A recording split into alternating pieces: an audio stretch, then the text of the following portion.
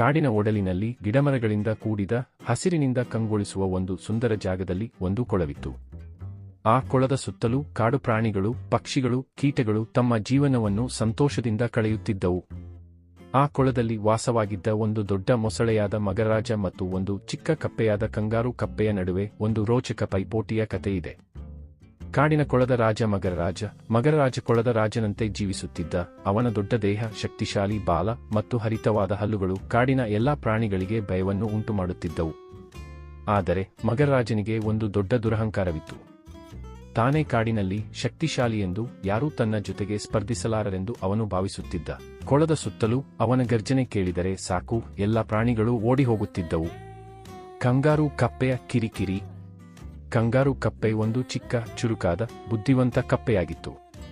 ತನ್ನ ಚಿಕ್ಕ ಗಾತ್ರದಿಂದಾಗಿ ಯಾರೂ ಗಂಭೀರವಾಗಿ ಪರಿಗಣಿಸುತ್ತಿರಲಿಲ್ಲ, ಆದರೆ ಅದರ ಚಾಣಾಕ್ಷತನವೇ ಅದರ ದೊಡ್ಡ ಶಕ್ತಿಯಾಗಿತ್ತು. ಕಂಗಾರು ಕಪ್ಪೆಗೆ ಮಗರರಾಜನ ದುರಹಂಕಾರ ಸಹಿಸಲಾಗದೇ ಇತ್ತು. ನಾನು ಚಿಕ್ಕವನಾಗಿದ್ದರೂ ಒಂದು ದಿನ ಈ ಮಗರರಾಜನಿಗೆ ನನ್ನ ಶಕ್ತಿಯನ್ನು ತೋರಿಸುತ್ತೇನೆ ಎಂದು ಕಂಗಾರು ಕಪ್ಪೆ ತನ್ನೊಳಗೆ ಯೋಚಿಸಿತು. ಪೈಪೋಟಿಯ ಆರಂಭ. ಒಂದು ದಿನ ಕೊಳದ ದಡದಲ್ಲಿ ಕಾಡಿನ ಎಲ್ಲಾ ಪ್ರಾಣಿಗಳು ಒಟ್ಟಾಗಿದ್ದಾಗ ಕಂಗಾರು ಕಪ್ಪೆ ಧೈರ್ಯವಾಗಿ ಮಗರರಾಜನ ಮುಂದೆ ನಿಂತು, ಓ ಮಗರರಾಜ್, ನೀನು ಕೊಳದ ರಾಜನೆಂದು ಹೇಳಿಕೊಳ್ಳುತ್ತೀಯಾ, ಆದರೆ ನಾನು ನಿನ್ನ ಜೊತೆಗೆ ಪೈಪೋಟಿಯಲ್ಲಿ ಸೆಣಸಬಲ್ಲೆ ಎಂದಿತು. ಕೊಳದ ಸುತ್ತಲಿನ ಎಲ್ಲ ಪ್ರಾಣಿಗಳು ಆಶ್ಚರ್ಯದಿಂದ ಕಂಗಾರು ಕಪ್ಪೆಯನ್ನು ನೋಡಿದವು. ಮಗರರಾಜ ಗಟ್ಟಿಯಾಗಿ ನಕ್ಕು, ನೀನಾ? ಒಂದು ಚಿಕ್ಕ ಕಪ್ಪೆ ನನ್ನ ಜೊತೆಗೆ ಸ್ಪರ್ಧೆ? ಇದು ತಮಾಷೆಯಾಗಿದೆ. ಸರಿ, ಯಾವ ಪೈಪೋಟಿಯನ್ನು ಬೇಕಾದರೂ ಆಯ್ಕೆ ಮಾಡಿಕೋ ಎಂದು ಗರ್ಜಿಸಿತು. ಕಂಗಾರು ಕಪ್ಪೆ ಒಂದು ಕ್ಷಣ ಯೋಚಿಸಿ, ನಾವು ಕೊಳದಿಂದ ಕಾಡಿನ ದೊಡ್ಡ ಬಂಡೆಗೆ ಮೊದಲು ತಲುಪುವ ಪೈಪೋಟಿಯನ್ನು ಏರ್ಪಡಿಸೋಣ. ಆದರೆ ಒಂದು ಷರತ್ತು, ನೀನು ಕೊಳದ ಒಡಲಿನಿಂದ ಈಜಿಕೊಂಡು ದಡದ ಮೇಲೆ ಓಡಿಕೊಂಡು ಹೋಗಬೇಕು. ನಾನು ಕಾಡಿನ ಒಡಲಿನಿಂದ ಮರಗಿಡಗಳ ಮೂಲಕ ಹೋಗುತ್ತೇನೆ ಎಂದಿತು. ಮಗರರಾಜ ಈ ಸವಾಲನ್ನು ಸುಲಭವೆಂದು ಭಾವಿಸಿ ಒಪ್ಪಿಕೊಂಡಿತು. ಪೈಪೋಟಿಯ ದಿನ ಬಂದಿತು. ಕಾಡಿನ ಎಲ್ಲ ಪ್ರಾಣಿಗಳು ಕೊಳದ ದಡದಲ್ಲಿ ಒಟ್ಟಾಗಿದ್ದವು. ಕೋತಿಗಳು ಮರದ ಮೇಲೆ ಕುಳಿತು, ಕಾಗೆಗಳು ಗಾಳಿಯಲ್ಲಿ ಹಾರಾಡುತ್ತಾ, ಜಿಂಕೆಗಳು ಕುತೂಹಲದಿಂದ ನೋಡುತ್ತಿದ್ದವು. 1 2 3 ಗೋ ಎಂದು ಕೋತಿಯೊಂದು ಕೂಗಿದ ಕೂಡಲೇ ಮಗರರಾಜ ಕೊಳದೊಳಗೆ ಧುಮುಕಿತು. ಅದರ ದೊಡ್ಡ ಬಾಲದ ಚಲನೆಯಿಂದ ನೀರು ಚಿಮ್ಮಿತು.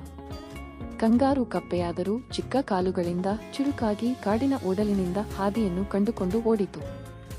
ಮಗರರಾಜ ತನ್ನ ಶಕ್ತಿಯಿಂದ ಕೊಳವನ್ನು ಶೀಘ್ರವಾಗಿ ಈಜಿಕೊಂಡು ದಡಕ್ಕೆ ಬಂದಿತು. ಆದರೆ ದಡದ ಮೇಲೆ ಓಡುವಾಗ ಅದರ ದೊಡ್ಡ ದೇಹದಿಂದಾಗಿ ಗಿಡಮರಗಳ ನಡುವೆ ಸಿಕ್ಕಿಹಾಕಿಕೊಂಡಿತು. ಒಂದು ಕಡೆ ಗಿಡದ ಕೊಂಬೆ, ಮತ್ತೊಂದು ಕಡೆ ಕಲ್ಲು ಬಂಡೆಗಳು ಅಡ್ಡಿಯಾದವು.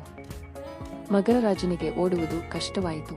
ಕಂಗಾರು ಕಪ್ಪೆಯಾದರೂ ತನ್ನ ಚಾಣಾಕ್ಷತನವನ್ನು ಬಳಸಿಕೊಂಡಿತು. ಚಿಕ್ಕ ಗಾತ್ರದಿಂದಾಗಿ ಅದು ಗಿಡಮರಗಳ ನಡುವೆ ಸುಲಭವಾಗಿ ಜಿಗಿಯುತ್ತಾ ಕಾಡಿನ ಒಡಲಿನಲ್ಲಿ ತನ್ನದೇ ಆದ ದಾರಿಯನ್ನು ಕಂಡುಕೊಂಡಿತು.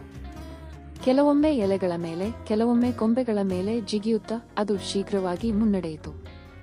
ಪೈಪೋಟಿಯ ಫಲಿತಾಂಶ. ಕಾಡಿನ ದೊಡ್ಡ ಬಂಡೆಯ ಬಳಿ ಎಲ್ಲ ಪ್ರಾಣಿಗಳು ಕಾಯುತ್ತಿದ್ದವು. ಮಗರರಾಜ ದಡದಿಂದ ಓಡಿಕೊಂಡು ಬಂದಾಗ ಆಶ್ಚರ್ಯವೆಂದರೆ ಕಂಗಾರು ಕಪ್ಪೆ ಈಗಾಗಲೇ ಬಂಡೆಯ ಮೇಲೆ ಕುಳಿತು ತನ್ನ ಗೆಲುವಿನ ನಗೆಯನ್ನು ನಗುತ್ತಿತ್ತು. ಮಗರರಾಜನಿಗೆ ತನ್ನ ಸೋಲು ಒಪ್ಪಿಕೊಳ್ಳಲಾಗದೆ ಇತ್ತು. ನೀನು ಹೇಗೆ ಗೆದ್ದೆ? ಇದು ಸಾಧ್ಯವೇ ಇಲ್ಲ ಎಂದು ಗರ್ಜಿಸಿತು. ಕಂಗಾರು ಕಪ್ಪೆ ಸೌಮ್ಯವಾಗಿ ನಗುತ್ತಾ, ಮಗರರಾಜ, ಗೆಲುವಿಗೆ ಕೇವಲ ಶಕ್ತಿಯೊಂದೇ ಸಾಕಾಗುವುದಿಲ್ಲ. ಬುದ್ಧಿವಂತಿಕೆ, ಚಾಣಾಕ್ಷತನ ಮತ್ತು ಸಂದರ್ಭವನ್ನು ಸರಿಯಾಗಿ ಬಳಸಿಕೊಳ್ಳುವುದು ಕೂಡ ಮುಖ್ಯ. ನಾನು ನನ್ನ ಚಿಕ್ಕ ಗಾತ್ರವನ್ನು ನನ್ನ ಶಕ್ತಿಯನ್ನಾಗಿ ಮಾಡಿಕೊಂಡೆ. ನೀನಾದರೂ ದೊಡ್ಡ ಶಕ್ತಿಯಿಂದ ಕಾಡಿನ ಒಡಲಿನಲ್ಲಿ ಸಿಕ್ಕಿಹಾಕಿಕೊಂಡೆ ಎಂದಿತು. ಕಾಡಿನ ಭಾಷಾ. ಕಾಡಿನ ಎಲ್ಲ ಪ್ರಾಣಿಗಳು ಕಂಗಾರು ಕಪ್ಪೆಯ ಬುದ್ಧಿವಂತಿಕೆಗೆ ಮೆಚ್ಚಿಕೊಂಡವು. ಮಗರರಾಜ ತನ್ನ ದುರಹಂಕಾರವನ್ನು ಬಿಟ್ಟು ಕಂಗಾರು ಕಪ್ಪೆಯಿಂದ ಕಲಿತು ಇನ್ನು ಮುಂದೆ ಯಾರನ್ನೂ ಕಡೆಗಣಿಸದಿರಲು ನಿರ್ಧರಿಸಿತು. ಕಾಡಿನಲ್ಲಿ ಒಂದು ಹೊಸ ಗೌರವ ಕಂಗಾರು ಕಪ್ಪೆಗೆ ಸಿಕ್ಕಿತು. ಎಲ್ಲರೂ ಅದರ ಚಾಣಾಕ್ಷತನವನ್ನು ಗೌರವಿಸತೊಡಗಿದರು. ಈ ಕಥೆಯಿಂದ ಕಾಡಿನ ಪ್ರಾಣಿಗಳಿಗೆ ಒಂದು ದೊಡ್ಡ ಪಾಠ ಕಲಿತು. ಗಾತ್ರ ಅಥವಾ ಶಕ್ತಿಯಿಂದ ಗೆಲುವು ನಿರ್ಧಾರವಾಗುವುದಿಲ್ಲ. ಬುದ್ಧಿವಂತಿಕೆ, ಧೈರ್ಯ ಮತ್ತು ಸರಿಯಾದ ಯೋಜನೆಯಿಂದ ಯಾವುದೇ ಸವಾಲನ್ನು ಗೆಲ್ಲಬಹುದು.